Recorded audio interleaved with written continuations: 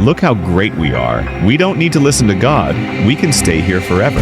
God looked down and saw what the people were doing. He knew their hearts. They weren't building the tower to honor him.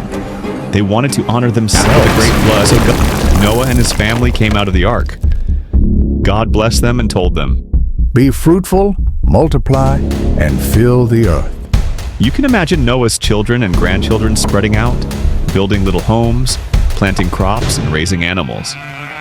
Everywhere they went, the ground was fresh, green, and ready for a new start. As the families grew, many of them didn't want to spread all over the earth. Instead, they all traveled together and found a flat land called Shinar. The land of Shinar may have had wide open fields with a river running through it and rich soil for farming. People thought, "This place is perfect. Let's stay here."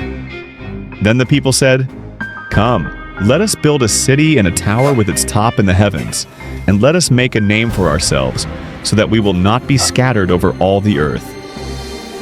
Men molded bricks, stacking them high. Women carried water, and children watched in excitement. Dust filled the air as the tower grew taller and taller, shining in the sunlight. Some may have said proudly, look how great we are. We don't need to listen to God. We can stay here forever." God looked down and saw what the people were doing. He knew their hearts. They weren't building the tower to honor him. They wanted to honor themselves. So God said, "Look, they are one people, and they all have one language. This is what they have started to do. Now, nothing they plan will be impossible for them. Come, let us go down and confuse their language so they will not understand one another." Suddenly, something amazing happened. The workers couldn't understand each other anymore. One man asked for a brick, but the other handed him straw. Another shouted for water, but got a hammer instead.